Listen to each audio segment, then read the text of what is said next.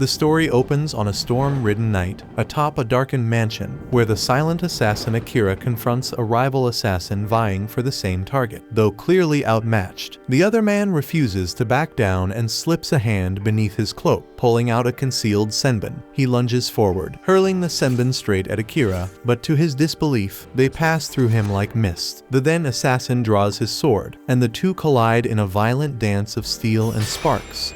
Their blades collide again and again until Akira knocks the man's weapon spinning into the air. The rival assassin quickly switches tactics, pulling out throwing knives and sending them flying. Akira dodges smoothly, but his opponent fires one last hidden projectile. To his horror, Akira vanishes right before his eyes, reappearing silently behind him. The man searches desperately for an opening, but Akira blocks every strike and forces his arms down. In a final attempt, the assassin swings with a kick from his bladed boot, but Akira anticipates the move, pierces his arm, then snaps his leg and sends him crashing to the ground. Though he has a few tricks left, the defeated assassin accepts his loss as his own blade, which is still midair, comes down and lands on him. With the threat gone, Akira slips into the mansion like a shadow, entering the dimly lit room where his target lies asleep. For a brief moment, he hesitates, but then he raises his blade to finish the job. Long before all this, Akira lived an ordinary life as a student in Japan. During one typical afternoon, a group of girls invited their friend Tsukasa to join them for lunch. He politely declined, saying he had duties to handle for the student council, which left them impressed by how seriously he took his role as president. Nearby, a girl named Shori received thanks from classmates she had just helped. At the same time, Akira sat quietly, reading a novel on his phone. His friend Nanes walked up and asked if he enjoyed reading isekai stories, but Akira simply replied that he read whatever was free, laughing. Nanes told him to share any new recommendations before heading off. As Akira watched him go, a few girls whispered, wondering who Nanes had been talking to. As Akira eats alone, even he found it strange that someone actually talked to him, considering how invisible he is to everyone else at school. Without warning, Akira's phone begins to flicker and distort, and a strange, inky darkness spreads across the ceiling of the classroom. The shadows twist into the shape of a glowing circle, and luminous symbols gather beneath each student's feet. Everyone freezes in shock as a bright flash envelops the room. Then, in the next instant, they find themselves standing inside an enormous hall. As confusion sets in, a peculiar man in priestly robes steps forward and informs them that the king will arrive shortly. When the priest moves aside, a regal-looking man and a young princess appear before them, prompting murmurs of curiosity among the group. The man introduces himself as the ruler of a distant world called Morrigan. He explains that they've been brought from another realm to aid the Redis Empire, located on the human side of the continent. The kingdom is currently under siege by demonic forces, and the king claims that warriors summoned from another world are the only ones capable of defeating the demon lord. The students, caught up in the excitement, begin to fantasize about their own grand adventure, but the priest cuts through the enthusiasm, stating that only one among them carries the mark of the true hero. To discover who it is, each student is asked to place a hand on a glowing orb that reveals their class. A boy named Wacky steps up first and discovers he's been given the class of Beast Tamer. Though he's not the chosen one, the priest reassures him that his abilities still hold great value. Next, a girl named Yuki learns she's a disenchanter, while Tomoya receives the title of knight, and when Shori discovers she's a healer, the priest announces that anyone can now check their class and stats on their own without the orb. The students eagerly open their status screens, and Nanes finds out he's a wind-type mage and turns to ask Akira what class he got. Akira responds quietly, revealing that he's been labeled an assassin, but he's baffled by how absurdly strong his numbers are. Then Tsukasa approaches the orb, and it glows brightly as it displays the hero class. The priest reacts with praise, stunned by the potential shown in his stats, and the rest of the students erupt into cheers for their charismatic class president. Akira, however, watches in silence because his instincts tell him something's off. If Tsukasa is the hero, why are his numbers so unimpressive when Akira's own stats are leagues beyond anything he's seen? As Nanes encourages him to show his class, Akira hesitates because he doesn't trust the king or his story about a demonic invasion. Choosing to stay hidden, Akira casts a concealment spell to to suppress his presence. Seconds later, Nanes looks around in confusion, thinking Akira vanished, and walks away, while Asahina opens his status screen. Once everyone finishes checking their abilities, the priest announces that preparations for custom gear are underway and encourages the students to get some rest in their assigned quarters. Relieved that no one uncovered his secret, Akira quietly slips in with the rest of the group, keeping himself hidden under the concealment spell. While moving through the halls, he spots a surveillance device mounted on the ceiling and instantly realizes the king is observing their every move, so it confirms his suspicion that trusting the king would have been a mistake. But what Akira doesn't realize, however, is that a knight has been trailing him from the shadows. At night, Akira locates an unused storage room and decides it's a good place to lie low. After settling in, he sneaks back out, determined to gather information. As he surveys the city's unfamiliar skyline, he's struck by how surreal it all feels. This really is another world. He bounds effortlessly between towers, stunned by how far his enhanced abilities have taken him. Midway through his scouting, he picks up the sound of voices nearby and quickly hides himself to listen in. Inside the chamber, the princess is speaking to the king, and she refers to the summoned students as naive kids with rare powers. The king, clearly confident, tells her to move forward with their plan, so she nods and exits the room. Hidden just a few feet away, Akira narrows his eyes, wondering what exactly the king has in mind. He briefly considers ending it right there. He could kill the man before anyone noticed. The king suddenly shivers, sensing something off. But when he turns around, the room appears empty, and he returns to his work. The following morning, Akira remains under concealment. While grabbing some food, he debates whether to warn the others, but concludes they wouldn't take him seriously. Not when they're so easily convinced by the king's lies. At a nearby table, Tsukasa rises and addresses the rest of the student. He praises the king for giving them powerful gifts and insists they owe it to him to help defeat the demon threat. The group, swept up by his speech, rallies behind him with full support. Watching from a distance, Akira can't help but sigh. They've already swallowed the king's fake narrative. Later in the afternoon, the Royal Knight Commander Saren gathers the new recruits outside for their first training session. He introduces himself with pride, boasting that he serves as the kingdom's final line of defense. His companion Jills steps in to gently remind him not to get too carried away. Saren then explains that all the summoned students will undergo a month-long training program before being sent into a labyrinth to face real monsters. Understanding they lack any real battle experience, he assures them that he'll help guide them through the basics. The students cheer, excited for what's to come, while Akira remains hidden nearby, carefully studying Saren and wondering what his true motives might be. As Akira steps away to search for more clues, Saren leaves the students under Jill's care and slips off the training grounds. Akira then makes his way toward a fountain, only to be startled when Saren suddenly calls out to him. Alarmed, Akira wonders if his conceal ability has a hidden time limit, but Saren assures him the magic is still active. It just doesn't work on him. The knight explains that he possesses mystic eyes, a rare trait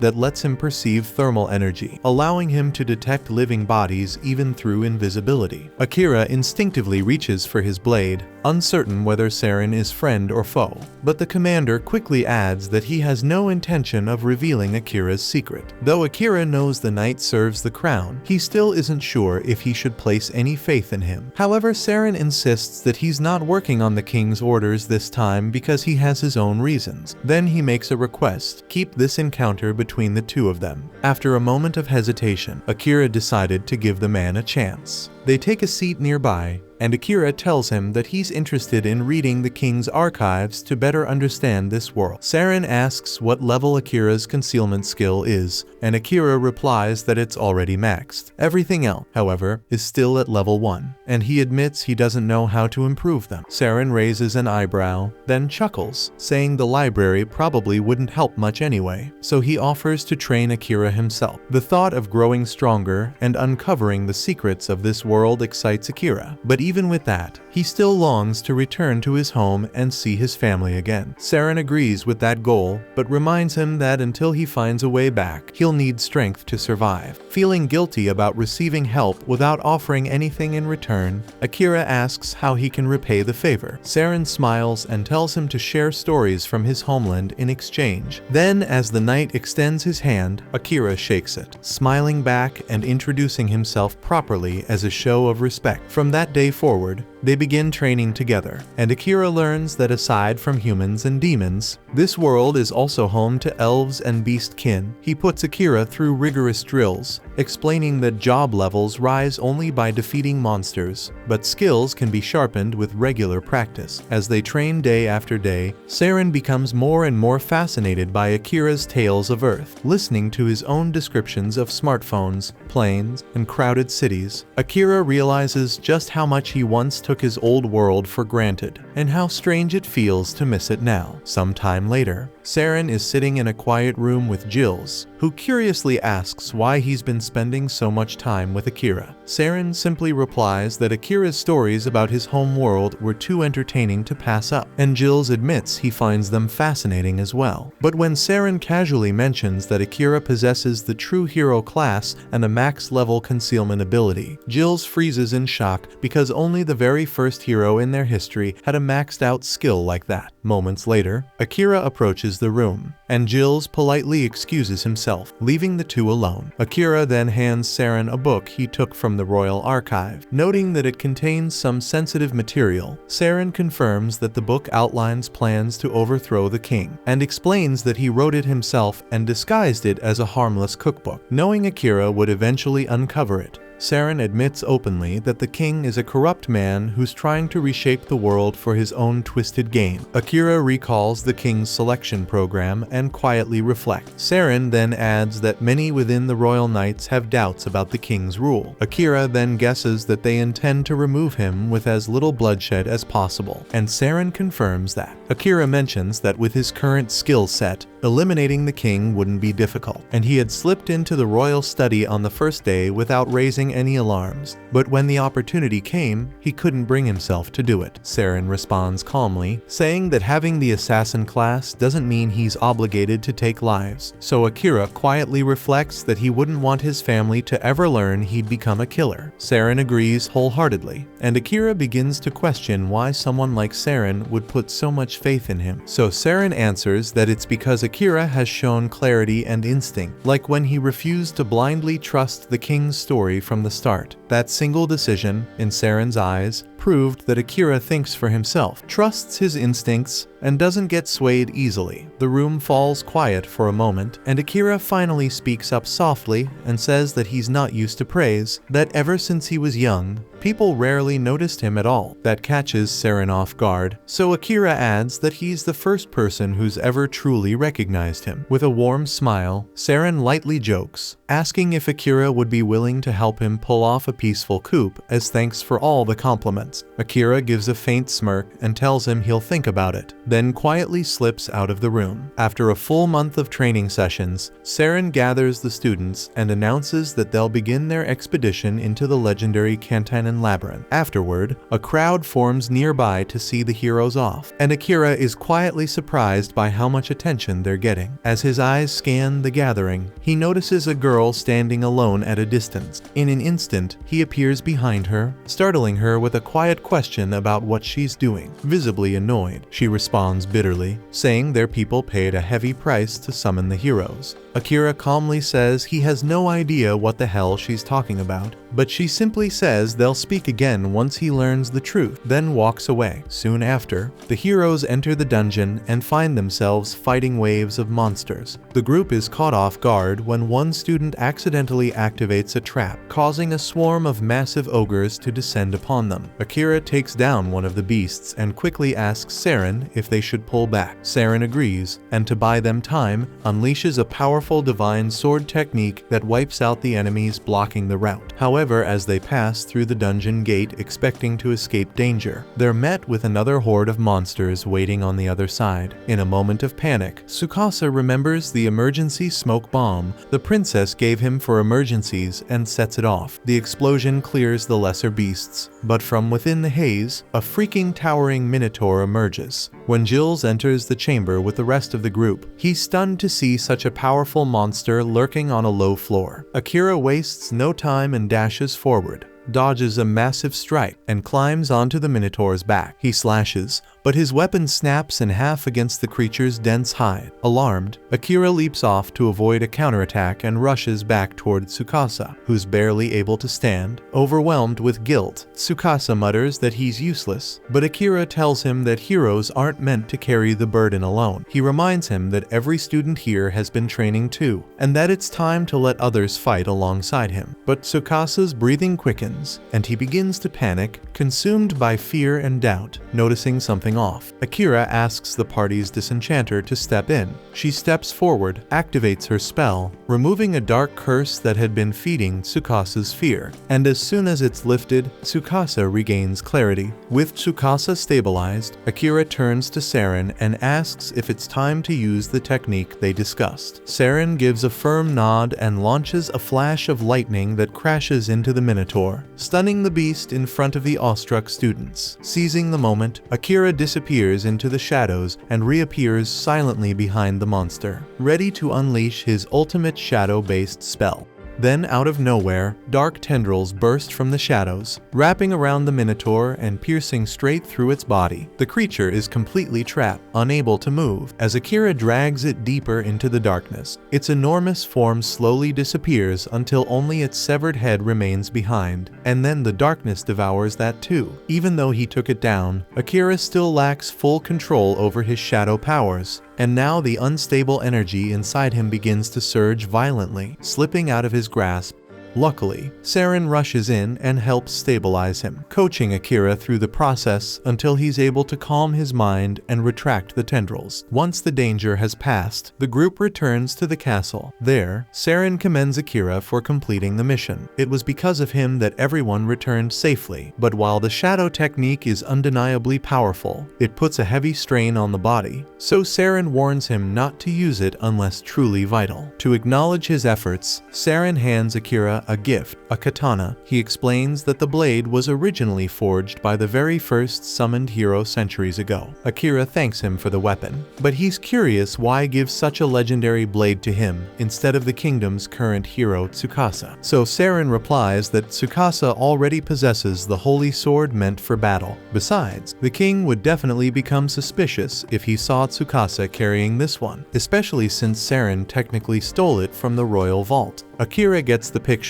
and accepts the weapon, quietly thinking it's amazing that he now wields the same sword used by the original hero. But that thought leads him back to the unresolved issue with Tsukasa. Though they had managed to confirm that he was under a curse and had partially alleviated it with a disenchantment spell, the root of the affliction still remained. So Akira intends to get to the bottom of it. At night, he sneaks into the princess's chambers and finds her mid-ritual, enhancing the curse on Tsukasa with a glowing crystal, her magic steadily transforming him into a mindless puppet. Without hesitation, Akira slices the crystal clean in half, disrupting the spell. That should neutralize the curse at least for now, but Akira isn't finished. With his blade drawn, he places it at the princess's throat and demands to know why she is doing this shit. Her response is cold and mechanical. She claims she's acting for the king's sake, but as Akira looks closer, he realizes something chilling. There's no emotion in her eyes, no will, no intent. She isn't choosing this path, and she's just another victim under someone else's control. Killing her wouldn't make sense, not like this. So without another word, Akira lowers his sword and silently walks away. Still, Akira probably should have finished her off, because the moment he leaves, the princess walks over to her closet, revealing a hidden stash of cursed crystals, one for each of his classmates, and without hesitation, she begins activating them. Not long after, Akira brings a few of the shards to Saren, hoping he might know something.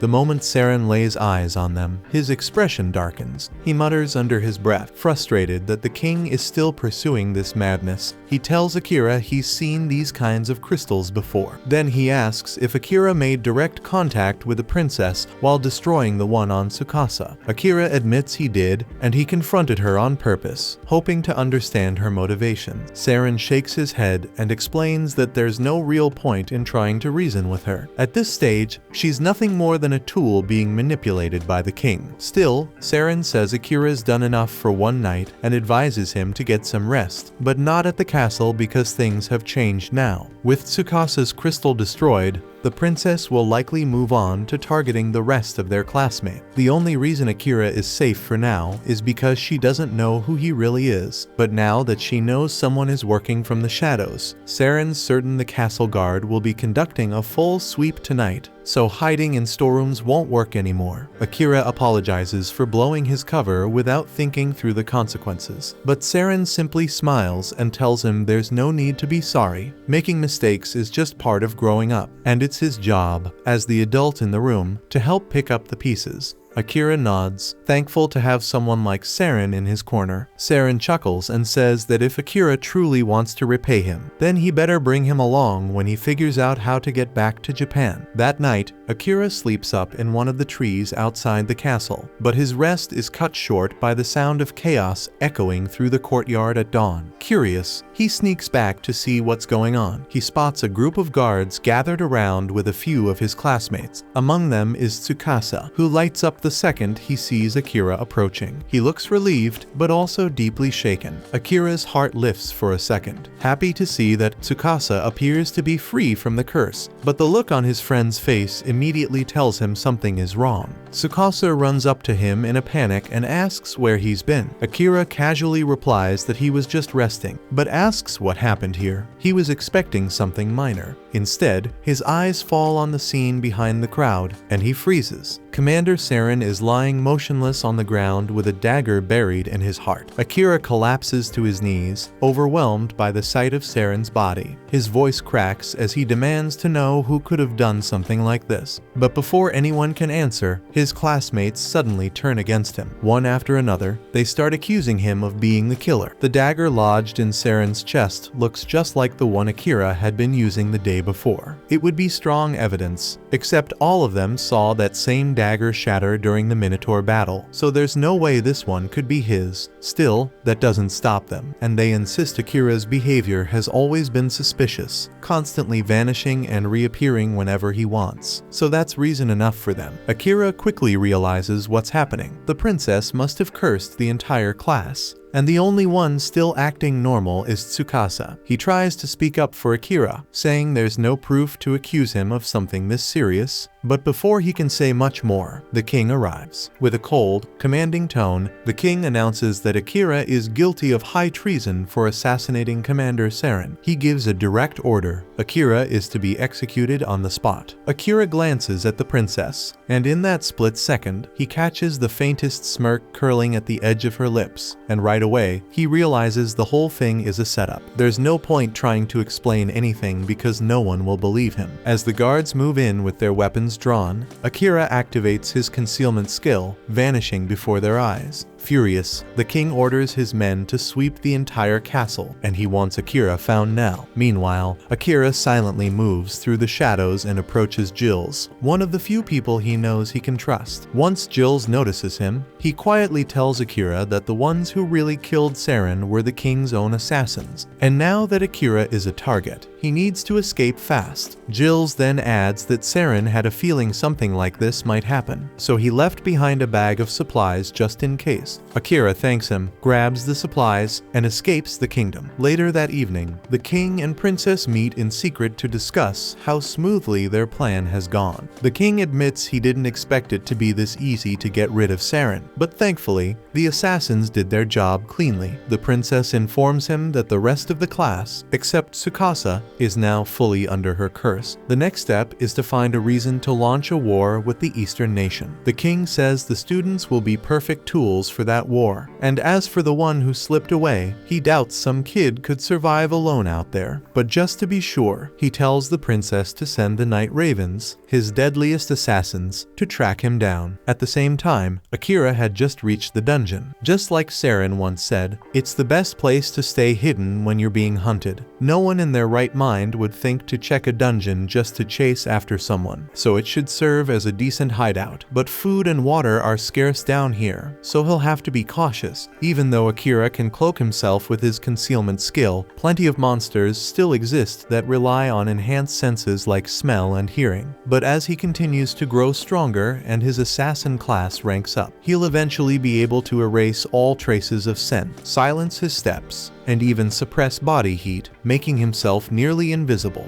Boss rooms appear every 10 floors, and once you're inside, the only way out is to kill the boss. It's a major gamble to enter one alone, but Akira doesn't exactly have the luxury of waiting things out. As he walks deeper into the dungeon, he's immediately attacked by a chimera. At first, he manages to dodge its claws and fangs, but then its snake tail spits a jet of venom, catching him off guard and striking his leg. The poison slows him down, and he can't maneuver like before. That gives the beast an opening, and it slashes his back, drawing blood just as it prepares to go in for the kill. Akira unleashes his trump card, and shadow magic erupts and completely consumes the chimera in a single blow. With that, he defeats the dungeon's first boss, but the combination of his injuries and the toll of using the shadow spell leaves him barely clinging to life. Recognizing that its master is in danger, the shadow energy automatically shifts into regeneration mode, patching his wounds while he's unconscious. At the same time, in the royal castle, Tsukasa asks everyone to follow him out of the capital. His classmates blink at him, asking if he's seriously saying they should go take down the Demon King right now. It sounds like a decent excuse, so Tsukasa just rolls with it. But his classmates immediately shut him down, telling him to sit back down and stop dreaming because they're not going anywhere. That reaction confirms what Saren warned him about before his death. The curse is real, and it's controlling their minds. If that's true, then Tsukasa realizes he'll have no choice but to leave on his own. But unexpectedly, a few of his classmates step forward and say they'll come with him. And a few hours later, that small group is standing with Tsukasa just outside the city border. They're a bit stunned that leaving the city was so easy, but when they think about it, it makes sense. Their excuse was that they were heading off to fight the Demon Lord, and it wouldn't look good for the king to stop his own heroes from completing their assigned duty. With that settled, Tsukasa turns to the others and asks why they chose to come along, especially when everyone else refused to even consider it. Yuki replies that she doesn't believe anyone in their group is under the princess's influence anymore. Asahina then speaks up, saying that he thinks he might have helped break the curse somehow. He's not entirely sure why, but he has a blurry memory of sneaking into the princess's chamber and smashing several crystals. We later learn that the one behind that action was actually Jill's. He had used his manipulation ability to temporarily take control of Asahina's body in order to dismantle the curse, and while he wasn't able to free everyone, he's at least relieved that he could carry out Saren's final wish. As the group finally steps beyond the kingdom's borders, Asahina finds himself thinking about Akira. He deeply regrets not trying to find him sooner while he was still hiding within the castle. Even if he had been under a curse, he still feels horrible for not defending Akira when he needed it most. Back in their original world, most of the class hadn't spoken to Akira much at school, but one day, while walking home, Asahina happened to run into him on a construction site. It was their first time meeting outside the classroom. Akira had asked him to keep the job a secret because he didn't want his younger sister to find out. Asahina agreed without hesitation, since he also had a little sister to look after. Coincidentally, both of their sisters happened to be close friends, and the two boys had laughed about it at the time. Back in the dungeon, Akira finally regains consciousness. For some reason, the first thing that comes to mind is a dream. one that reminded him of the day he met Asahina, so he sincerely hopes Asahina is okay. He also finds himself thinking about his mother and sister back in Japan. But once that moment passes, something odd dawns on him. He's not in unbearable pain. Even though he clearly remembers getting slashed across the back by the chimera, he doesn't feel nearly as bad as he should. Calling up his status screen, Akira notices something surprising. His stats have improved significantly after the fight with the chimera, but what really shocks him is his HP, since it's nearly full, even after the serious injuries he took. He also spots that his shadow magic has jumped to level 3, and he can't figure out how it rose so much after a single use. Still, there's no time to dwell on it right now, so he gets back on his feet and prepares to move forward. Deeper into the dungeon, Akira encounters a massive slime blocking the passage. After slicing it open, he's stunned to find a beautiful elf girl trapped inside. Thinking this is a good chance to test out one of his newly unlocked abilities, he activates World's Eye, a skill that instantly floods his mind with everything about the target's life. But there's way too much information pouring in at once, and the overload becomes unbearable. He's forced to cancel the skill partway through before his brain fries from the sheer volume of knowledge. Looking at her status, he notices her HP is dangerously low, barely at 2%. Akira gently lifts her and carries her up to the 69th floor, where there's a calm water pool. He sets her down to rest and recuperate. Sometime later, she stirs awake, and Akira offers her water to help her recover. He tells her to try and get more rest, but she admits that she's too hungry to sleep.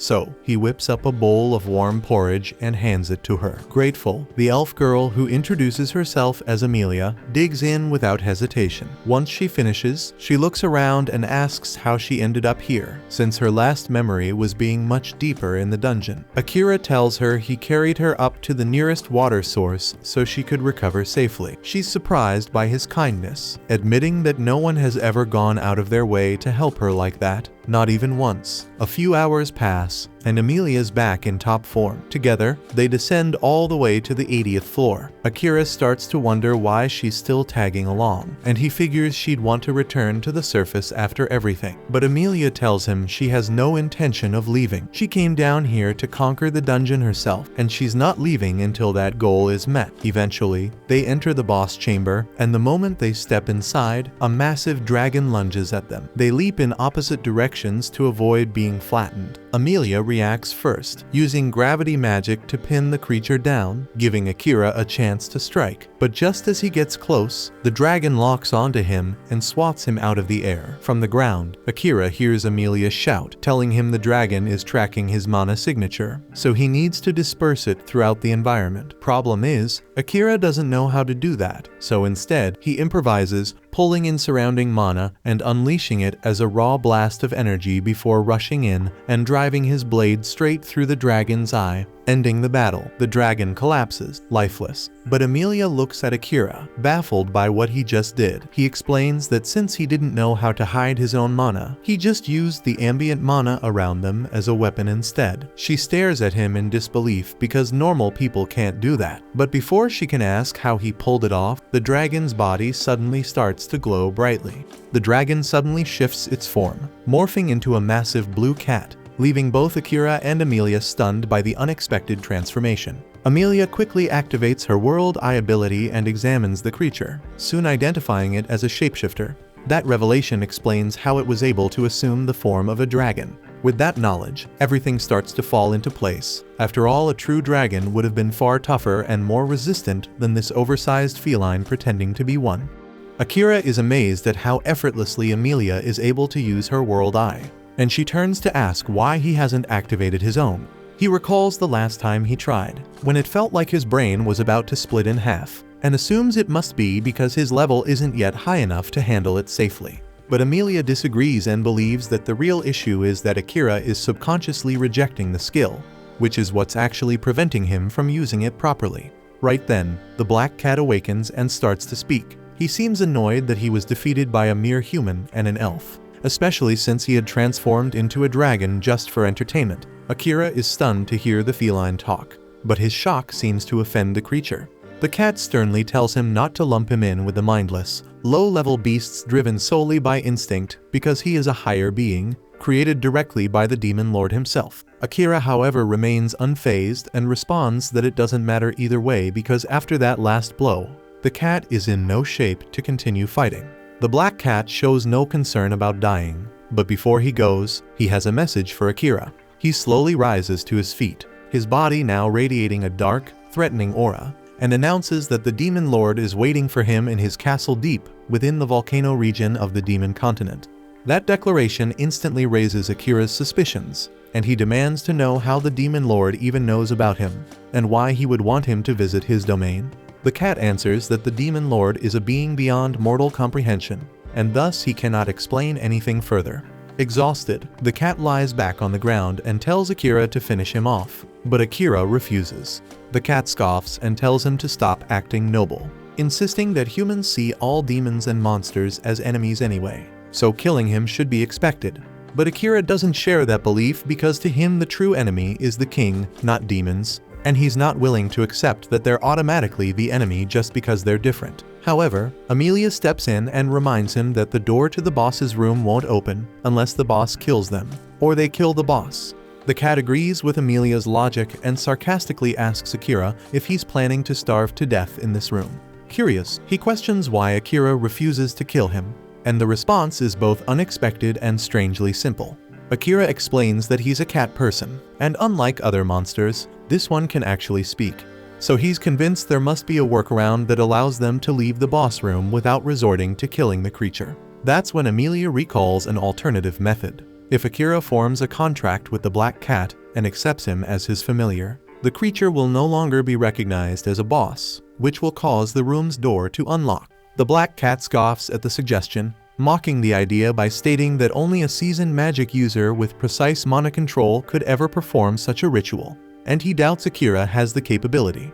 Amelia disagrees and reveals that Akira has already surpassed the minimum requirement for the ritual, and she reminds the cat of how Akira previously separated his mana from his body in order to disorient him, an advanced maneuver only the first hero has ever pulled off. She believes Akira is more than capable of completing the ritual, although she admits she can't guarantee his success.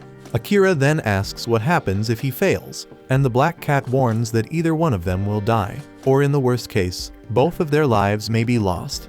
Despite the risk, Akira is ready to go through with it, though the cat remains confused as to why he would even take such a gamble. With a resigned tone, the cat tells him to go ahead, claiming he no longer cares whether he lives or dies. That cavalier attitude irritates Akira, who snaps back at the cat's indifference toward life, but the feline calmly replies that continuing to live holds no meaning for him anymore. Akira decides to address that mindset later, but for now he turns to Amelia and asks how to begin the ritual. She explains that the first step is to give the cat a new name. After a moment of thought, Akira names him Night, inspired by the cat's dark fur that reminds him of the night sky. The cat remains silent, showing no reaction to the name, so Akira proceeds to the next step, infusing mana directly into Night's paw.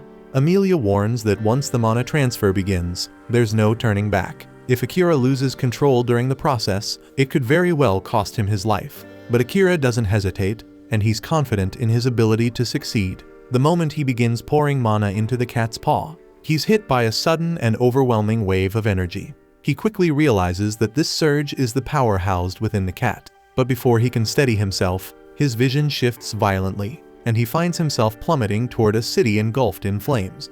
Horrified, Akira watches the terrifying scene unfold, and amidst the chaos, he sees Night mercilessly tearing through the city, slaughtering anyone who tries to flee. Akira attempts to stop him, but Night launches an attack with a torrent of dark mana that strikes Akira with devastating force. As Akira pulls himself back up, Night urges him to stop hesitating and just end it, saying it's the only way he'll be able to leave this place alive. But even then, Akira still can't bring himself to strike the cat. Seeing this, Night launches another assault, slashing him hard with his powerful claws.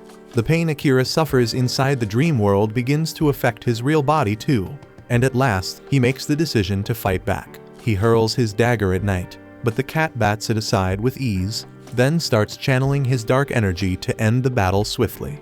Akira charges forward, but instead of landing a blow, he deliberately takes the hit, allowing Knight's claws to pierce straight through him. The black cat stares at him stunned, and asks in disbelief what the hell he is trying to do. Akira responds calmly, saying he still refuses to kill him, and that deep down, he knows Knight doesn't want to hurt anyone either. Knight scoffs, reminding him that he's still a monster. Even if he has intelligence, his instincts constantly scream at him to destroy anything that stands in his way.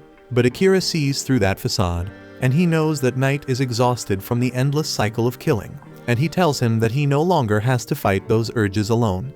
Gripping his claws tightly, Akira makes a quiet vow to watch over him, to be by his side, and ensure he never has to go through something like this again. Slowly, the oppressive dream world starts to fade away, and as Knight begins to place his trust in Akira, his monstrous form diminishes into that of a small, ordinary black cat, resting peacefully in Akira's arms. The sun rises within the dream, casting its golden light as a symbol of the inner peace Knight is beginning to feel. With that, Akira emerges from the dream world, and realizing that the pact ritual succeeded, he reaches out to touch Knight and confirm it. A radiant golden mark appears on the back of his hand, and at the same time, the red sigil on Knight's forehead shifts into gold as well. Amelia explains that this is the seal of a successful pact, and their souls have now been spiritually connected. Knight awakens too, gazing up at Akira and expressing his curiosity to see just how far his new master will go. With quiet resolve, he accepts Akira as his master and solemnly pledges his loyalty and life to his service. Amelia steps forward and introduces herself, and Knight, recognizing her as his master's companion, offers her his respect as well. At that moment, a magic circle begins to glow on the ground, signaling that the boss has officially been defeated, yet Akira appears lost in thought. He says he'd prefer to move on to the next floor, but Knight is still badly wounded. Knight reassures him, explaining that the door will remain open until they decide to use it, so there's no need to rush. He opts to take some time to heal, and Amelia suggests that this might be the perfect opportunity for all of them to get to know each other better. Knight immediately agrees, and Akira can't help but be a little surprised by just how fast his new companion's personality flipped. Meanwhile, Tsukasa and his group arrive in a nation established by a hero, who like them was summoned from Earth. They're stunned to find that the entire country mirrors the appearance of historical Japan. The surroundings feel oddly nostalgic, and for the first time in a while, they start to relax before sitting down to discuss their next steps. Tsukasa brings up the most immediate concern, their finances, pointing out that they're only a month away from running out of money and being left without a place to stay. One of the guys suggests they become adventurers, saying it's the most suitable occupation for people like them. Tsukasa agrees and then shifts the conversation to their next priority, gathering information. He proposes they seek out someone well-versed in the ways of this world and also dig through books that might contain useful knowledge. Another member of the group sighs, hoping there's a book somewhere that explains how to return to Earth. But Tsukasa believes their best chance lies in defeating the Demon Lord. He explains that only the king and the princess might know how to send them back, and despite their cruel and manipulative nature, the only way to earn their cooperation is by taking down the Demon Lord. He firmly states that once they've secured enough money and intel, their next destination will be the Demon Continent. But Asahina doesn't agree with that plan. He argues that they should first reunite with Akira before heading off, because his instincts tell him that Akira's power is advancing at a pace far beyond anyone else's, and they'll need him if they hope to succeed. Some members side with Asahina, while others remain suspicious, still thinking he may have been responsible for Commander Saren's death. The disagreement quickly escalates into a small argument, but the girls step in and try to calm everyone down. They turn to Tsukasa, asking for his judgment on the matter, since as the leader he gets the final say. Tsukasa sides with Asahina, admitting that he too believes Akira is already stronger than all of them. But he also doubts whether they'll actually be able to work with him.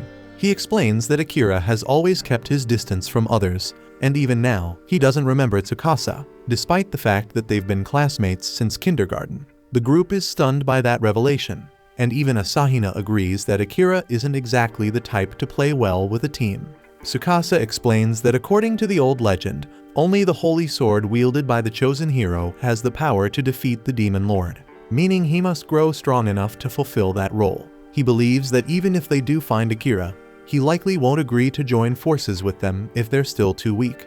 That's why Tsukasa decides it's best to stay in this country for now, giving everyone time to train and grow stronger before attempting to reunite with him. Meanwhile, Emilia opens up to Akira and Knight, sharing the story of her past. She reveals that her own sister forced her out of their homeland, and the soldiers who once served under her became relentless in their pursuit to kill her.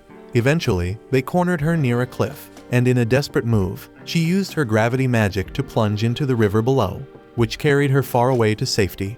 But she was badly injured and utterly exhausted, and that's when a black slime appeared and swallowed her whole. The next thing she remembered was waking up inside the dungeon, moments after Akira had rescued her. Akira feels sympathy after hearing her story, but Knight picks up on a few strange details. He points out that slimes typically don't devour people, and even if one had swallowed Emilia, she would have been digested long before Akira found her. Emilia admits that she doesn't fully understand it either, but she's thankful to that slime regardless, because it somehow brought her to Akira.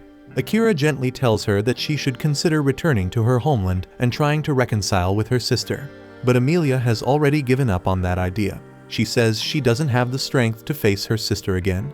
Akira reassures her, saying things tend to work out between siblings because no matter what happens, they're still family. He adds that he has a sister too, and even though she's constantly giving him a hard time, he still cares about her deeply.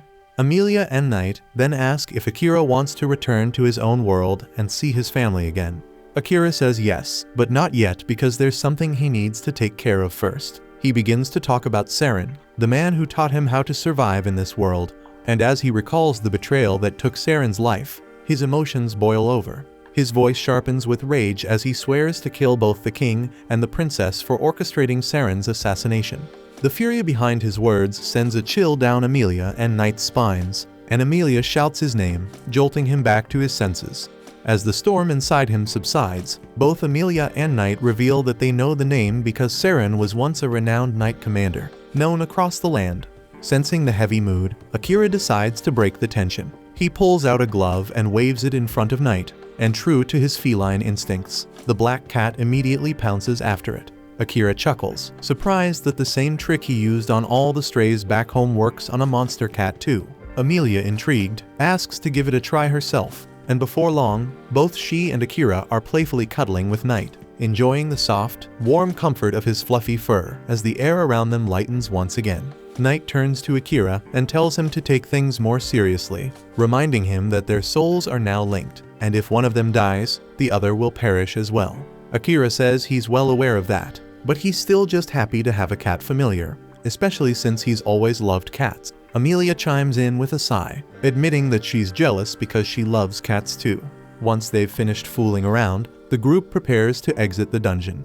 Akira asks Knight where the teleportation magic circle will take them, but the feline admits he doesn't know. He explains that only a select few demons still remember the ancient craft of creating such circles, and Akira instantly decides that once he reaches the demon continent, he'll track those demons down and make them work for him.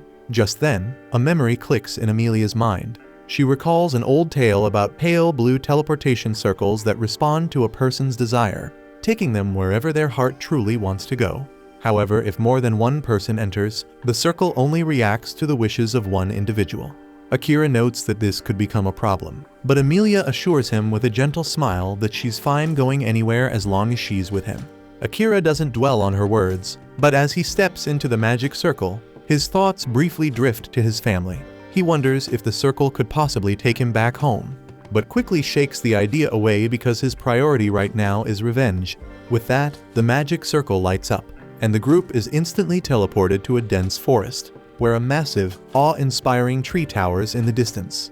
Emilia freezes in shock at the sight, while Knight calmly identifies the tree as the World Tree. He tells them that they've arrived in the Forest of Elves. Emilia is stunned they ended up here, but Akira finds it to be a welcome turn of events. Suddenly, an arrow flies through the air, aimed directly at Emilia. Fortunately, Akira spots it just in time and swiftly pulls her out of harm's way. He immediately charges toward the source of the attack, batting aside a second arrow with his dagger and closing the distance in a flash. In one fluid move, he brings the hidden archer down to the forest floor, and Emilia quickly identifies him. It's Liam. Liam scowls and says he never imagined he'd run into the traitor while investigating the strange light in this area. He warns Amelia to flee if she wants to survive, but Akira is in no mood for empty threats. He knocks Liam out cold, uninterested in his dramatic declarations. However, his moment of action was just a bit too late, and he looks up and sees that they've already been surrounded. Leading the elven forces is none other than Amelia's sister Kilika. With cold determination in her eyes, she tells Amelia that since she dared return to the country on her own, her death is now inevitable. But before everything fell apart, Amelia's life had been going exceptionally well. She was the designated heir to the throne of the Elf Kingdom, and she truly believed that her bond with Kilika was unbreakable, or so she thought. Over time, however, that belief began to unravel. Slowly, her most trusted advisors and even the royal guards started to turn against her. Eventually, Kilika delivered a devastating accusation, claiming that Amelia had committed a heinous crime, and without conducting any sort of investigation, the guards hastily concluded that Amelia was guilty, solely based on the fact that she was born a child of blight. Branded as a threat, she was forced to flee the kingdom before Kilika and her forces could bring her down. And now that they're face to face once more, Amelia is completely at a loss. She tries reasoning with Kilika, insisting she'll leave voluntarily, so there's no need for conflict, but Kilika is determined to capture her at any cost. Before Kilika can make a move, however, Akira steps forward and positions himself protectively in front of Amelia. Kilika sharply questions Akira, demanding to know who he thinks he is to meddle in elven affairs. He replies calmly that he only met Amelia yesterday, but he genuinely likes her, and he won't stand by while Kilika speaks to her in such a way. He also points out that Kilika keeps calling Amelia a criminal and asks her directly what crime Amelia supposedly committed. In response, Kilika rolls up her sleeve to reveal a deep, discolored bruise stretching across her arm. She claims that Amelia once gave her a potion that was secretly laced with poison, an act that even within royal bloodlines is absolutely unforgivable. Amelia immediately defends herself, insisting that the mixture she gave Kilika truly was just a potion, but Kilika brushes it off and says no one would ever believe that story.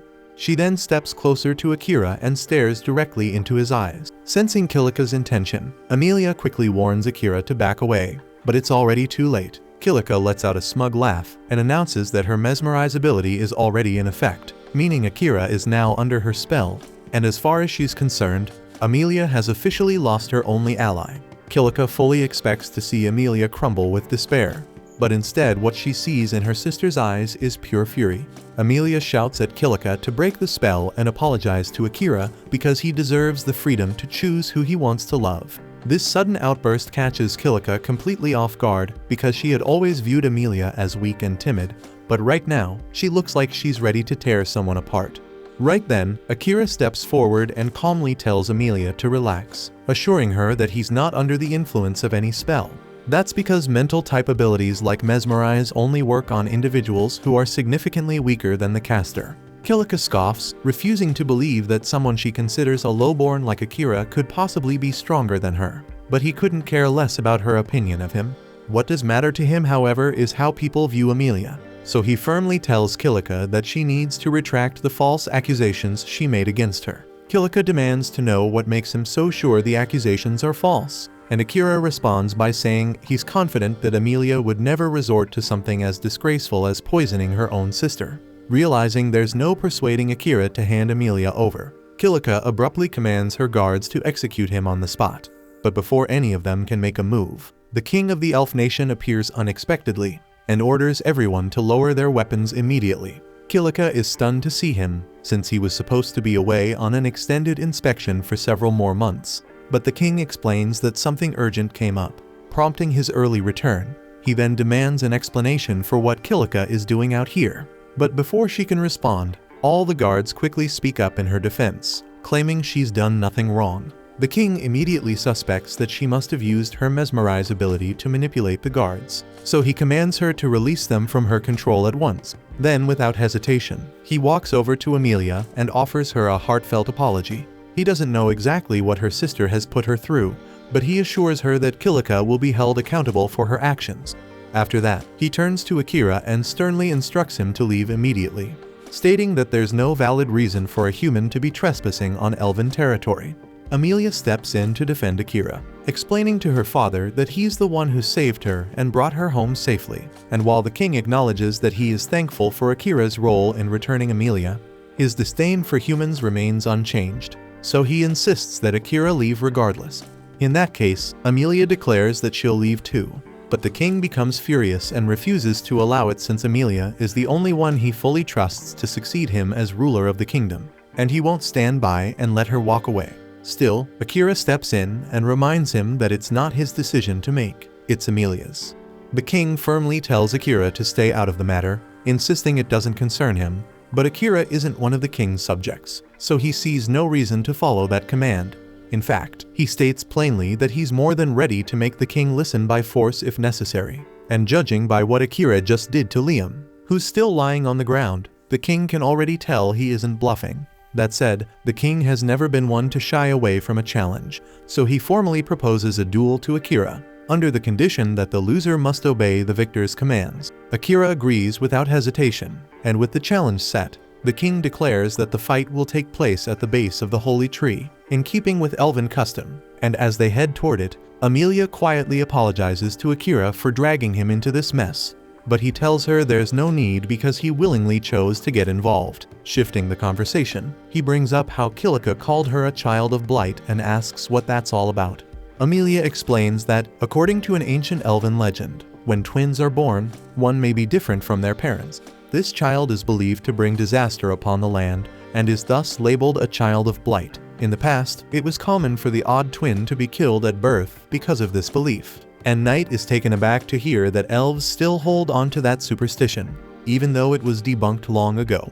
Amelia explains that it usually isn't an issue anymore, but recently Kilika has been using it against her more frequently, mainly because Amelia's eye and hair color differ from all of their family. It's painfully clear that Kilika is just using the legend as a convenient excuse to cast Amelia out. But personally, Akira remarks that he finds Amelia's hair and eyes to be absolutely gorgeous. Eventually, they arrive at the base of the holy tree, and since Kilika was the one who instigated the conflict, she will be the one to face Akira in the duel.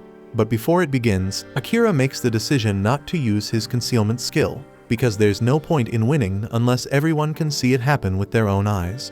Amelia warns him that Kilika is the strongest swordsman among all the elves, so the battle won't be easy, and he should stay on his guard.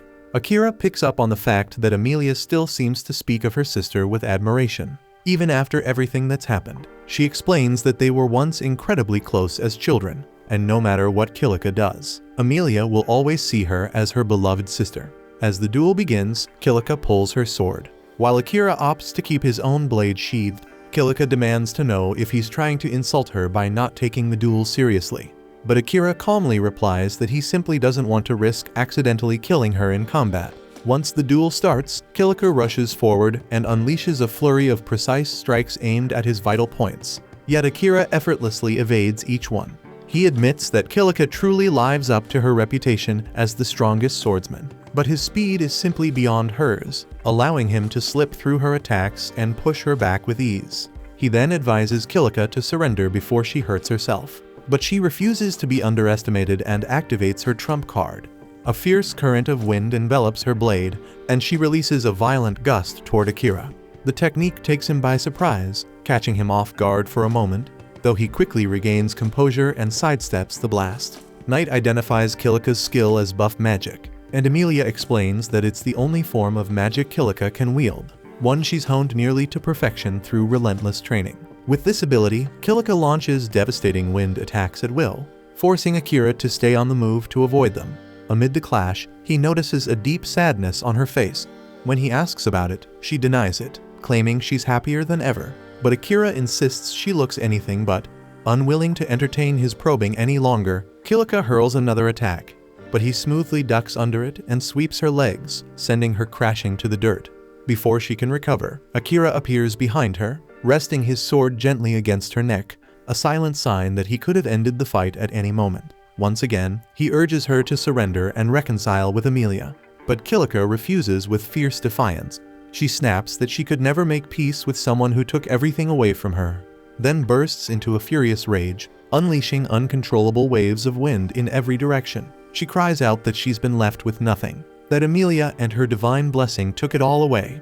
In the past, Kilika and Amelia had been close friends, but everything changed when Amelia was revealed to possess the spirit medium class. Once mastered, it promised unmatched power across the continent, and from that day onward, nothing Kilika achieved was ever considered enough. Amelia tries to assure her that none of it is true, but Kilika is far too consumed by anger to listen. Right then, Liam walks up to Amelia and quietly asks for her help to save Kilika, handing her something that immediately makes her understand his plan. She climbs onto Knight's back and uses the holy tree branch Liam gave her to channel purification magic, breaking the spell that had everyone under Kilika's control. The moment the enchantment lifts, Kilika descends into a wild frenzy, summoning her strongest wind blast yet. So Akira is forced to counter using his shadow magic, and after a fierce struggle, he manages to overpower the raging winds, sending Kilika crashing to the ground and stripping away her will to continue fighting. Moments later, Liam and Amelia rush to her side to make sure she's alright. Kilika glares at them and bitterly asks if they've come to mock her now that she's been defeated. Liam gently assures her that isn't the case, saying he's genuinely worried about her. But Kilika refuses to believe him. She accuses him of running straight to Amelia the instant the spell wore off, helping her undo what was left of Kilika's magic. Amelia, however, calmly tells her that Liam was never under her spell to begin with. Kilika insists she's lying and tells them to just get it over with, banish her, execute her, anything, because she doesn't want to live like this anymore. But before she can say more, the king speaks up, declaring that if anyone deserves punishment, it's him, for being the reason Kilika ended up this way. Confused, Kilika demands to know what the hell he means, so the king explains that long ago, he sealed away parts of her memory to protect her, though now he realizes that decision was a grave mistake. As he lifts his forgetting skill, all of Kilika's lost memories come flooding back at once. She recalls that when she was a child, she spent her days training near the dungeon. One afternoon, a mysterious stranger appeared near the entrance and told her she could grow stronger much faster if she used one of the strange orbs he carried. Naively trusting the man, young Kilika took one of his orbs and ran into the dungeon to test it out. But the moment she did, a swarm of powerful monsters appeared out of nowhere. Realizing she couldn't take them all alone, she tried to flee, only to discover that the creatures were pursuing her outside. Dungeon monsters weren't supposed to be able to leave their dungeon, yet these were clearly different. Knowing they were heading straight for the elf village, Kilika chose to stand her ground and fight. She held out as best she could, and the chaos quickly drew the attention of nearby elves, who rushed to her aid after realizing something had gone terribly wrong. Liam was the first to arrive, but tragically he was immediately impaled through the torso by a goblin, leaving Kilika to watch helplessly as her friend died right in front of her. The trauma and guilt from that moment nearly shattered Kilika's mind, so the king decided to seal away those memories to protect her from the devastating truth. Also, Liam wasn't the only casualty from that battle, but the situation was ultimately salvaged thanks to Amelia, who used her spirit medium abilities to craft 2 advanced spells, gravity magic and resurrection magic. And with them she was able to bring back everyone who had fallen, ensuring that no lives were truly lost that day. But because Kilika remained the only one unaware of what really happened, those who had been involved slowly and unintentionally began to drift away from her. So Kilika misinterpreted their distance, assumed they had lost interest in her simply because she wasn't a spirit medium like her sister. Overcome by the truth, Kilika collapses in tears, heartbroken that she ended up turning her own sister into an enemy over nothing more than a freaking painful misunderstanding. But Amelia gently tells her that's not true because no matter what happened, she could never bring herself to truly hate Kilika. Kilika knows she has a lot of making up to do for the pain she caused her sister, but Amelia reminds her that in the end, they are still family, and in her heart, nothing will ever change that shit. Later that night, a grand feast is held to celebrate Kilika's change of heart. The king personally thanks Akira for helping bring peace back to their family. As promised, he gives Amelia the freedom to decide her own future, even if that means she chooses to leave on a journey with Akira. On that note, the king asks Akira what his next destination will be, and Akira replies that he plans to head to the Beast Continent, since Knight mentioned it's one of the best places to find high-quality equipment and weapons. At the same time, Asahina and the rest of Akira's classmates are seen boarding a ship bound for the Beast Continent as well. They had originally intended to stay put and wait for Akira to catch up with them. But by now they've grown so strong that the monsters in the Yamato dungeon no longer offer any experience. So rather than waste time standing still, they've decided to travel to the Beast continent and upgrade their gear in preparation for whatever comes next. The next day, the Elf King arranges for a full escort to accompany Akira and Emilia as they head toward the outer borders of the kingdom to continue their journey in safety.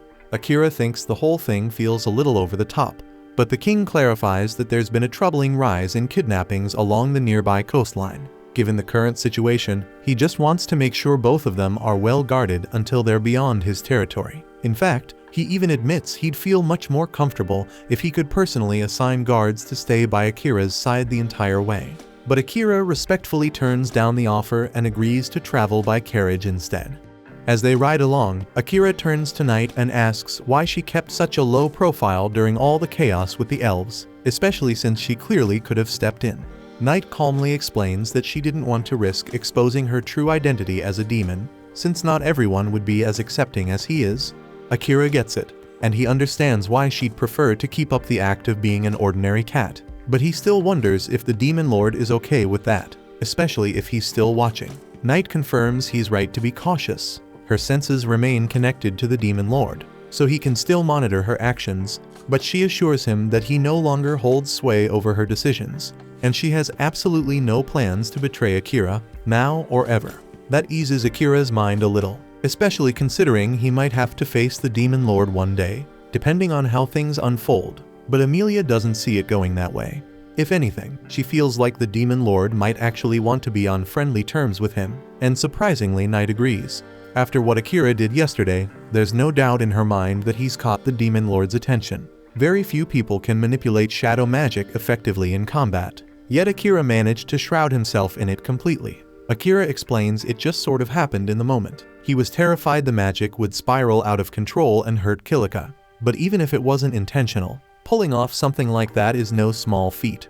Right then, Akira picks up on something suspicious up ahead and tells the driver to stop the carriage. He steps out and informs the others that his detection skill alerted him to a group of people further down the road. The driver grabs a telescope and sure enough, spots a group of bandits waiting just ahead. And worse, the bandits also spot them and reveal they're holding an elf hostage. They threaten to kill her unless Akira and the others comply with their demands. So with no better option for now, the group holds back while the bandits toss them a pile of ropes and order everyone to tie each other. At that moment, Emilia steps down from the carriage, and the moment the bandits catch sight of her hair color, they light up with excitement. They immediately recognize her as one of the elf princesses, and if they turn her over to someone like Lord Graham, they're certain to land a massive reward. While the bandits are too busy grinning and whispering about their lucky break, Akira silently activates his presence concealment. In the blink of an eye, he knocks them all unconscious before any of them even realizes what's happening. Afterward, he tells the driver to go ahead and tie them up using the rope they had brought. And as that's handled, Akira starts wondering who this Lord Graham character even is. Luckily, the driver says he's actually heard the name before and explains that Graham is a noble from the kingdom of Uruk. That's enough of a lead for Akira, so he instructs the driver to take the captured bandits back to the elf castle, while he and Emilia will carry on the rest of the way by foot. The driver starts to protest, reminding Akira that his instructions were to escort both of them all the way to the port. But since they're already fairly close, Akira reassures him it won't be an issue. A short time later, Akira, Emilia, and Night board a ship, and once they reach their destination, Akira plans to gear up with some new equipment to keep pushing his strength even further. Emilia finds it a bit surprising that he's still focused on leveling up, especially when he already seems so powerful. But Akira insists that if he's serious about getting revenge for Saren, then he can't afford to stop now. Night chimes in and says the port city they're headed for actually has a labyrinth. So if Akira wants to train more, he'll have the perfect opportunity. Still, that's a few days away, so she suggests they relax and enjoy the trip in the meantime. Emilia's practically glowing with excitement because it's her first time sailing, and she tells Akira she's really looking forward to watching the sunset with him. But when she turns to see what he thinks, she realizes he hasn't heard a single word. His attention is completely absorbed in a book, the same one her father gave him as a farewell gift, and he's reading so intently that he doesn't even notice Emilia's annoyed expression. In fact, Akira spends the entire voyage buried in that book, leaving Amelia feeling a bit left out by the time they finally arrive at the beast folk continent. As they disembark, Akira notices something off. The only ones doing the heavy lifting around the port are humans. That immediately strikes him as strange, but before he can dwell on it for too long, a group of beastmen steps forward and blocks their path, demanding that he leave Amelia behind and get lost. It doesn't take long for Akira to realize what's going on, and the beast folk here clearly have a low opinion of humans, and this could easily spiral into something messy. So without wasting time, he calmly asks Amelia to stay back and let him handle it. Akira starts walking straight toward the beastmen, and they immediately burst into laughter, mocking him outright. After all, there's no way a scrawny human could possibly pose a threat to their kind. But instead of using brute force, even though he could easily wipe the floor with them, Akira takes the smarter route and casts a shadow spell that temporarily blinds them. With that handled, he calmly leads Amelia past the stunned group. As they make their way into town, Akira picks up on the fact that a lot of people are staring, and it doesn't seem aimed at them, but at night. So she explains it's because cats are feared and looked down on in this region. That evening, after checking into a hotel and enjoying a filling dinner, Akira suggests they call it a night. The room has 2 beds, but with a flustered look, Amelia notes that the beds are so large, the 2 of them could easily share one. The comment catches Akira completely off guard, and while he's still processing it, Knight, fully aware of what Amelia is trying to pull, decides to make herself scarce to give them some privacy. Akira tries calling her back, but she's already disappeared. Then Amelia casually announces that she's going to shower, leaving him frozen, unsure how to react. Then when Amelia comes back dressed in a nightgown, she finds Akira already in bed, employing the highly advanced technique of pretending to be asleep. Figuring he must be tired from the day's events, she lets it slide, puts her plans on hold, and slips into bed beside him to get some rest. The following day, Knight returns to the room, and upon seeing Akira and Amelia lying in the same bed, jumps to conclusions and assumes they must have gotten a little cozy after all. But she brushes it aside and reminds them they've got company arriving soon, so they should probably get dressed. Not long after, there's a knock at the door. Akira tells the guest to come in, and a man named Crow steps inside. Knight introduces him as the top blacksmith on the entire continent, adding that she met with him last night to ask for a favor. Normally, Crow wouldn't take on random requests like this, but when the infamous nightmare of Adlia asks in person, even he couldn't turn her down. That title catches Amelia off guard, and she wonders what Crow meant by calling Knight that. But there's no time to ask, as Crow immediately requests Akira's weapon so he can take a look. After examining it briefly, he notes that the weapon's clearly been overused, likely in a labyrinth, and has taken quite a beating, and Amelia is stunned that he could figure all that out just from a quick glance. Akira asks if Crow will be able to repair the weapon, and Crow replies that with the right materials and a proper budget, it should definitely be doable. Akira also inquires about the possibility of crafting around 20 throwable assassin knives, but Crow looks taken aback upon realizing Akira is actually an assassin. After regaining his composure, he tells Akira that he likely lacks the experience to properly handle weapons made by someone like him. Amelia immediately takes offense to what sounds like an insult toward Akira's skill, but Akira can't exactly argue with the assessment.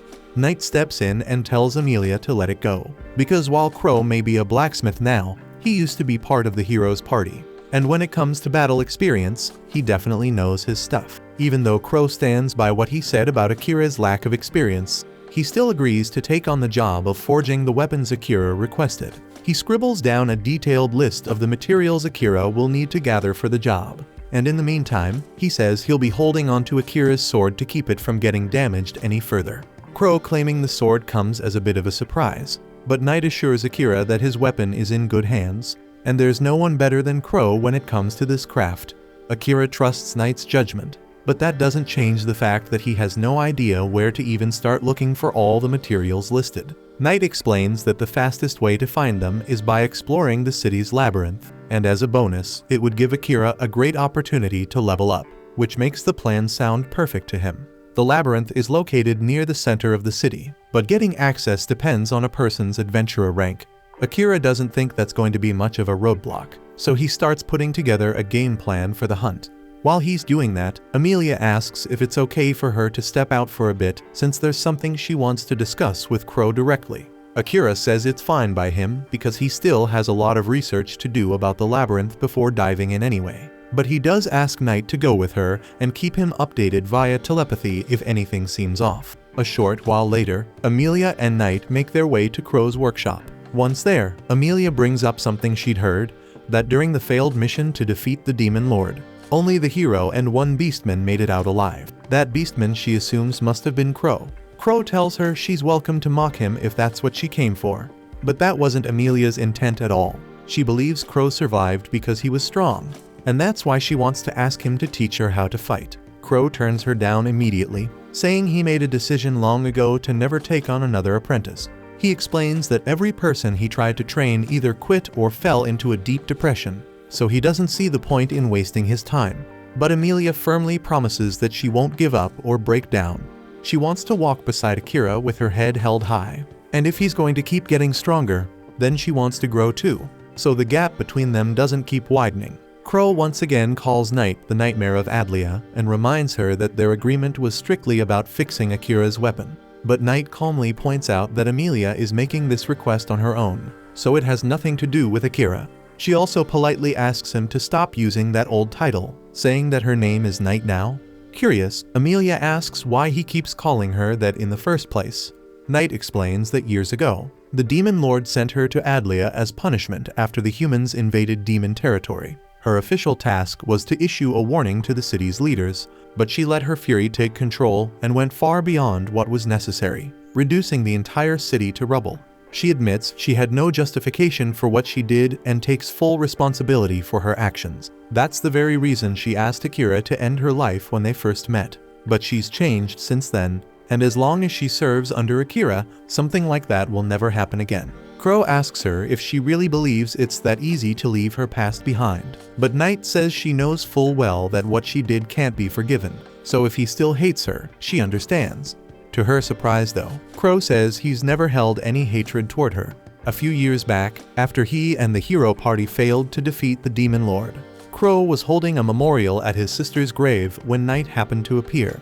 She immediately recognized him as one of the few survivors from that battle, and when she saw he was grieving, she told him he could kill her if he wanted, and she wouldn't resist. But Crow told her that he didn't blame her for what had happened, and as far as he was concerned, she was nothing more than a weapon forged by the Demon Lord to carry out his commands, and blaming her would be no different than blaming the blade rather than the one who wielded it. In response, Knight asks if he ever planned to confront the Demon Lord again, but Crow calmly tells her that neither she nor the Demon Lord was responsible for his sister's death. After Knight's attack on the city, Crow's sister had been doing her best to help people who were trapped beneath the rubble, but at that same moment, a nobleman was frantically trying to escape. Instead of finding another path, he chose to blast through the area, hitting Crow's sister with a deadly attack just because she was in his way. That man was the one who truly took her from him, so if Crow ever intended to take revenge, it would have been on Lord Graham. But in the end, he never followed through with it, because he knew deep down that his kind-hearted sister would never want him to walk that road. At that point, Amelia cuts in and outright calls Crow a coward for backing out. She accuses him of clinging to a fake belief that his sister wouldn't want revenge, just so he wouldn't have to face the truth or deal with his pain. She says she gets it more than anyone, because for a long time she told herself the same thing, that she was doing everything for her sister's sake. But Akira helped her realize how far off base she really was. Her words hit Crow hard, so they stir something deep inside him, and he needs a moment to deal with it. So he quietly asks Amelia and Knight to leave him alone for the rest of the day. At the same time, Akira is out in the city researching the labyrinth, when out of nowhere monsters begin pouring out of it and flooding the streets. Amelia sees the chaos unfolding and rushes in to help, but suddenly she's intercepted by a boy named Orem. She instantly recognizes him as the same boy who deceived Kilika when they were younger. Orem says he's acting under the Demon Lord's orders to keep Amelia alive, since she has rare magic that might come in handy. So he surrounds her with monsters and swiftly takes her hostage. And by the time Akira arrives on the scene, Orem has already dragged Amelia back into the dungeon. Akira plans to go in and get her, but first he has to clean up the situation outside. He tells Knight to step back, and she quickly takes to the skies, knowing exactly what's coming. Akira then unleashes his shadow magic without holding back, letting it consume every monster in sight. But the massive strain on his body takes its toll, and as soon as the last enemy falls, he collapses from exhaustion. Knight then plunges down to check on Akira, but before she can reach him, the strange system embedded within him suddenly activates. Due to the massive mana drain from his body, he's instantly swallowed by a surge of shadows and thrown into a full recovery state. Knight has no idea what the hell is going on, but within seconds Akira's wounds disappear, and his body looks completely healed. But even so, he's still unconscious, and when he finally regains consciousness, he finds himself lying in a bed he doesn't recognize. Dazed and confused, he turns to Knight and asks what happened, and she tells him he collapsed after pushing his shadow magic too far, so she brought him to Crow's place to keep him safe while he recovered. Akira, a bit anxious, asks how long he's been out, worried it might have been 5 or 6 hours, but Knight tells him the truth that it's been a full day and 5 extra hours. That hits him hard, but she says it's not that surprising because he nearly killed himself draining every drop of mana. But what's weird is that while unconscious, his shadow magic triggered on its own and completely refilled his mana reserves. She still can't explain how or why that happened, so she asks if he knows anything about it. But Akira's just as lost as she is, and honestly he couldn't care less right now, because he's got more pressing things to deal with. He hops out of bed, and spotting Crow, thanks him for letting him crash there while he was out. But now he has to move. Crow, reading his urgency, asks if he really thinks it's smart to rush in like this since it's already been over a day, so Amelia could be halfway to the demon continent by now. Akira doesn't even flinch because if that's the case, then he'll just go to the damn demon continent and bring her back. But Crow questions how he plans to take on demons with no weapons. Akira snaps that he'll figure it out somehow, even if he's unarmed, but Crow casually gestures toward a nearby table, where all of Akira's gear is fully repaired and neatly laid out, ready for battle, and they've been sitting there the whole time. The fact that Akira didn't notice is enough proof that his head's all over the place. So Crow tells him to take a breath and think clearly before charging in. Realizing the old man's got a point, Akira settles down and checks his weapons. Crow actually reforged his sword into twin short blades better suited for an assassin's style. But it took a ton of materials and effort. So naturally, Crow tells him he expects to get paid back once Akira saves his girl.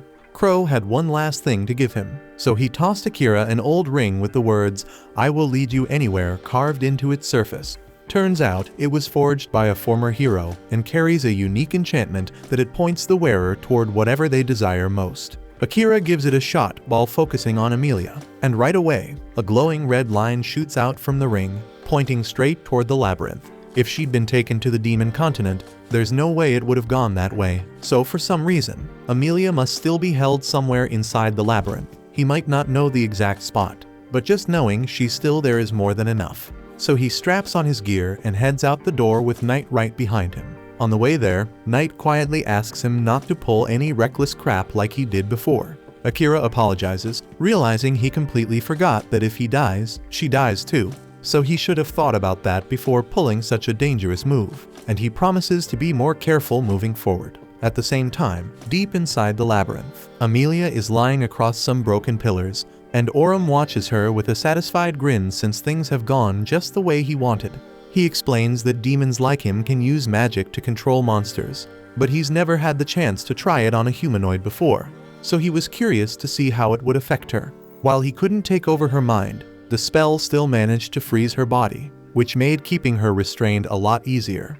Using a faint voice, Amelia asks why they're still stuck in the labyrinth. Aurum, feeling a bit bored, decides to entertain the question and sits down for a casual chat. He tells her that only second-rate demons have teleportation abilities, and since he's just a third-rate one, he has no choice but to wait until his superior arrives, and only then can they teleport her out of here. Amelia then asks where exactly they plan on taking her, but Aurum simply shrugs that he has no clue, and he swears he's not lying. He knows she's trying to dig for answers, but he's not bothered, and even if that assassin friend of hers comes storming in to save her, he's confident Akira doesn't stand a chance against him. Still, he assures her she won't be harmed since he's under strict orders to deliver her to the demon lord alive and unharmed, and he fully intends to follow those orders. Outside the labyrinth, Akira finally arrives, and the ring makes it clear that Amelia's definitely down there. So without wasting a second, he tells Knight to move fast. But just as they're about to head in, a girl suddenly calls out to him, asking to join in the mission to rescue Amelia. Akira immediately recognizes her as the one he briefly met during the hero parade. but there's no way she should know Amelia's in the labyrinth. So he doesn't hesitate and grabs her by the throat and demands to know how she found out. And he makes it very clear that whether she walks away from this or not depends entirely on what she says next. So she better choose her words carefully. Gasping and struggling for breath, the girl chokes out that she tracked Amelia's scent using her beast folk ability. The trail led her straight to this location, and it vanished at the entrance, so she assumed Amelia must be inside. Akira narrows his eyes, clearly not convinced, but Knight steps in and says it's actually normal for beast folk to develop scent tracking abilities, so her story could be legit. Akira eases up and drops the girl to the ground, then coldly demands to know who the hell she really is and why she's here. After catching her breath, the girl introduces herself as Leah Lagoon, the first princess of Uruk. She says she received intel that the demon lord had set his sights on Princess Amelia, so she came to warn them. But if that's true, Akira asks why the hell she didn't speak up the moment he and Amelia arrived in town. So Leah explains she didn't think anyone would believe her without hard evidence. She wanted to investigate and gather proof first, but before she could do that, the demons made their move. Akira still isn't sure if she's being honest, so he activates his scan skill to check her status. From what he can tell, she's not lying, but something in her stat window catches his eye, a unique skill. He asks what her spirit barrier ability does, and Leah is surprised he knows about that. But Akira shuts her down since he's the one asking questions here. She explains that while most barriers are fixed in place, her spirit barrier can be attached to things that move. Akira immediately asks if that includes people, and Leah confirms it. And that's all he needs to hear because she could actually be a valuable ally for what's coming. Then Leah adds something else. The demon lord is targeting Amelia specifically because he wants her resurrection magic. Hearing that, Akira fully grasps how high the stakes are now, so he doesn't waste another second and tells Leah to hop on Knight with him because they're going in now. At the same time, deep within the labyrinth, Aurum had just revealed that the demon lord is after Amelia's resurrection magic. But Amelia can't wrap her head around why. Demons already live for what's basically forever, and they're notoriously hard to kill. So what would they even need resurrection magic for? Honestly, Aurum doesn't get it either, because the spell can't bring back people who've been dead too long, and once it's cast, it can't be used again for several days, so its usefulness is actually pretty limited. What throws Amelia off even more is how much Aurum already knows about the details of her resurrection magic.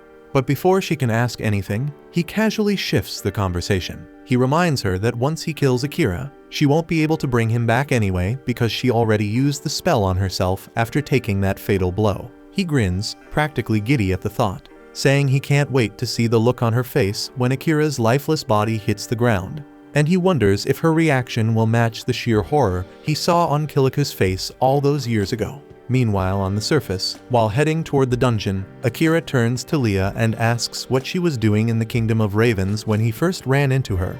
She explains that she was searching for her family, who had been kidnapped by a black slime.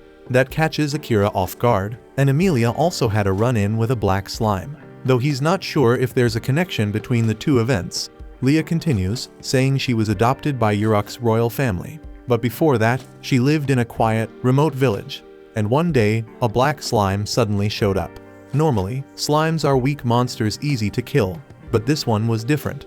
It devoured her mother, father, younger brother, and wiped out the entire village in a single day. There's no way a normal slime could have done that, so she's convinced someone tampered with it and released it on purpose. After losing everyone she knew, the royal family stepped in and offered to adopt her. Recognizing her potential as a protector, she accepted and eventually became a princess of Uruk. And by using her new title, she began digging into the slime incident. And her search eventually led her to Ravens, and that's when she first crossed paths with Akira. While investigating, she discovered her village wasn't the only one hit. Dozens of people, humans, beast folk, even a few elves, had vanished in similar attacks. All of them were sacrificed in some kind of summoning ritual. And the worst part was that she later learned the ritual was the one that summoned the heroes. So when she watched the parade that day, it wasn't to celebrate. She was there to see the faces of the people her entire village was sacrificed to bring into this world. Akira asks her if she holds any resentment towards him for what happened, but she says she knows he and the other heroes aren't to blame for what happened. Her hatred is directed at the king and princess for killing the people she loved for their personal gain, and Akira also has a score to settle with them, so he and Leah have something in common. While they are on the topic of the summoning ritual, Akira tells Leah that he doesn't believe that the king actually summoned them to fight against the demon lord, and Knight tells him he's right to not believe it because it's a bold-faced lie. The demon continent hasn't attempted an attack on humanity in the past 100 years, and they have shown no signs of doing so either. So the king's claim of needing to summon heroes to fight back is complete bull. The group eventually arrives inside the labyrinth, and the way things work here is that you must defeat a certain number of monsters on each floor before you will be allowed to progress to the next.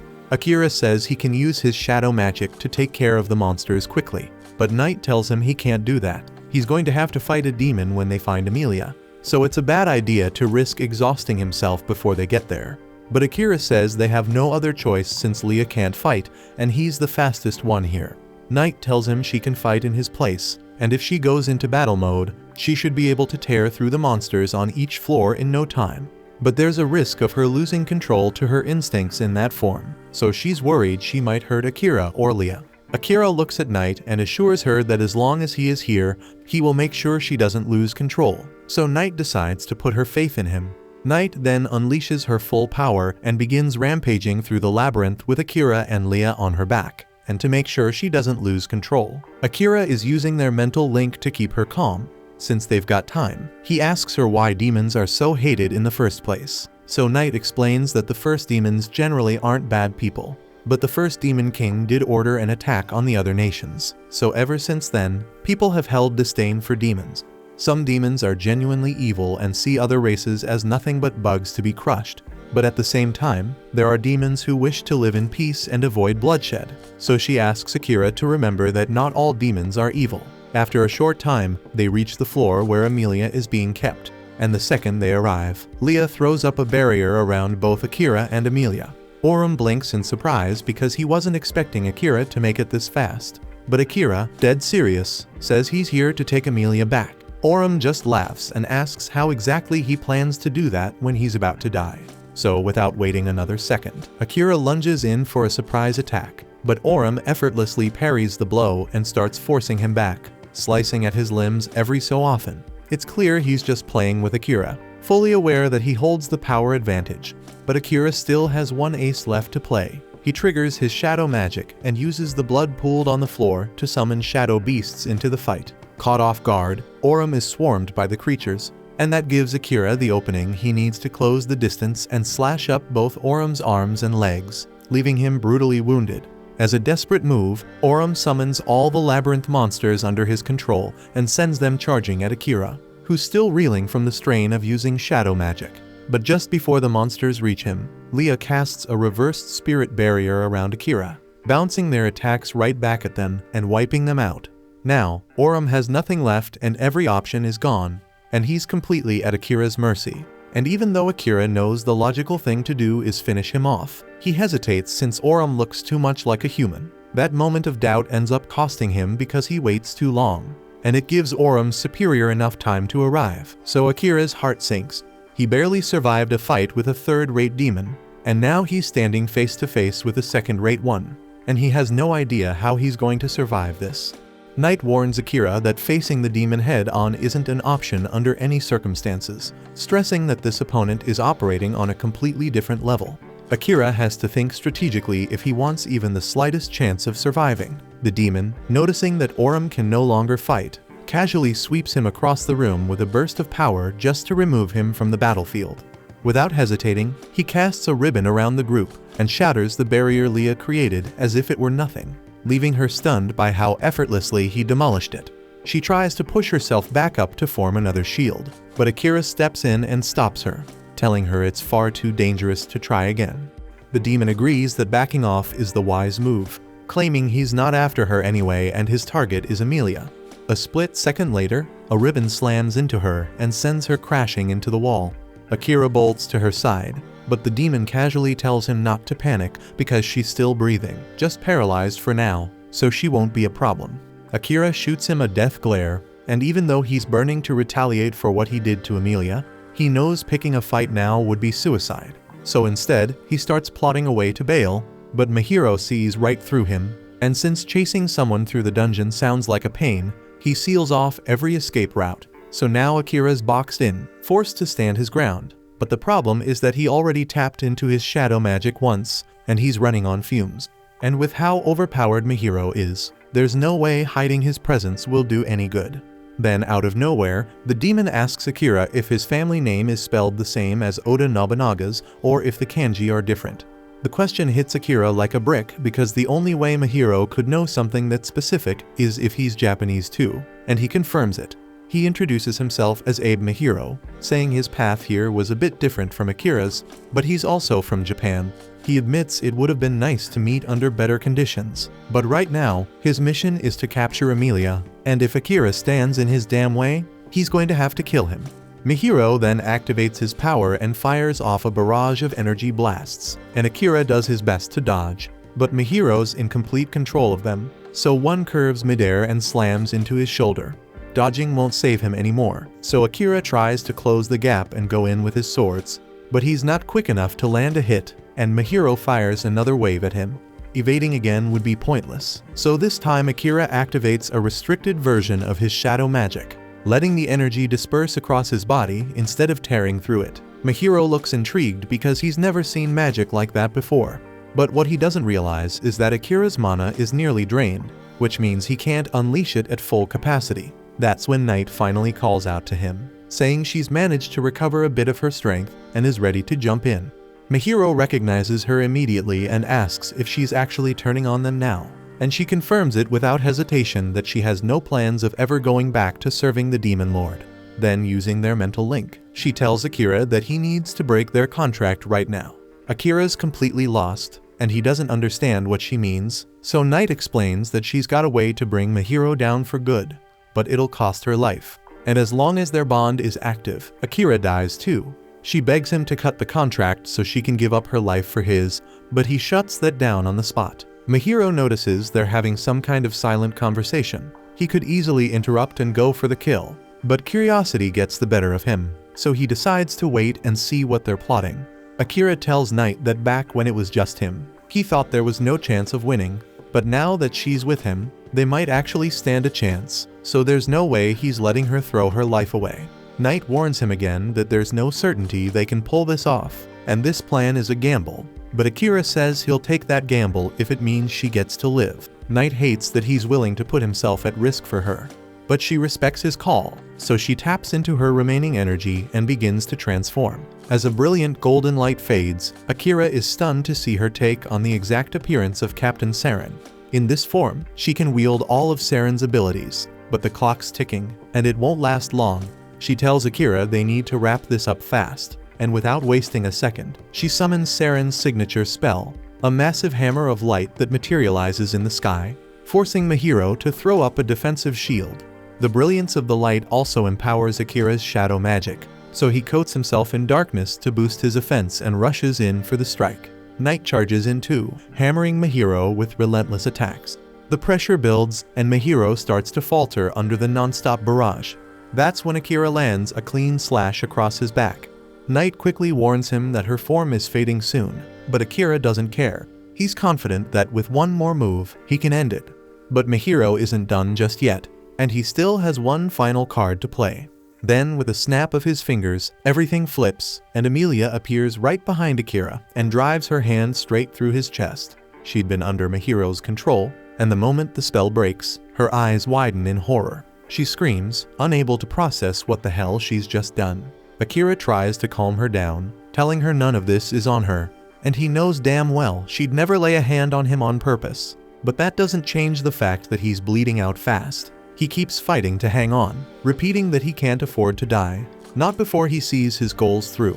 But a second later, the light vanishes from his eyes, and his body goes still and cold. Just as his heart is about to give out, the system buried inside him kicks in, detecting the fatal state of his injuries, and immediately triggers emergency healing mode. A surge of energy bursts from Akira's body as the system begins patching him up.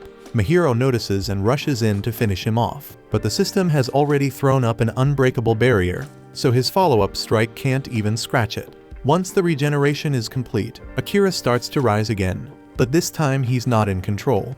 The system has classified Mihiro as a high-level threat, so it switches to combat protocol and launches straight at him. The two collide, and with the system calling the shots, Akira's shadow magic becomes razor sharp. So when Mihiro counters with a desperate slash, Akira blocks it with a wall of shadows, then whips those same shadows forward to bind Mihiro where he stands. The system issues a final warning: reverse the spell on Emilia and disappear, or die right here. But Mihiro refuses to cave and instead goes after Emilia, planning to force Akira into a corner and make him take the hit for her. The system couldn't care less about Emilia, but Akira does, and just knowing she's in danger jolts him back to consciousness. He sprints toward her without a second thought, using his body to shield her from the attack. But just before the deadly spikes hit, Mihiro's magic fizzles out completely, and the one responsible is Crow. He made his way down here, worried sick about Akira, and luckily his timing couldn't have been better. Mihiro stares in disbelief because he was sure Crow had died decades ago. But here he is alive, standing tall, and clearly not someone Mihiro wants to pick a fight with right now. So he calls it quits, forms a teleportation circle, and vanishes from the battlefield with Aurum.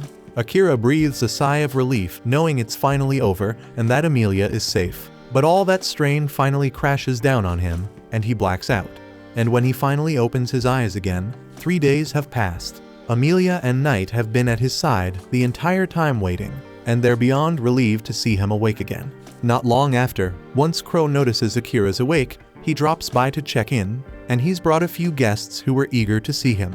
To Akira's surprise, those guests turn out to be his classmates. They explain they found out Akira was here because Jills has known Crow for a long time, and when they came to upgrade their gear, he told them about Akira's whereabouts. Akira lights up, genuinely happy to see they'd all managed to break free from the king's curse and escape the castle. They explained that it was Jills who undid every last curse, and for that, they couldn't be more grateful.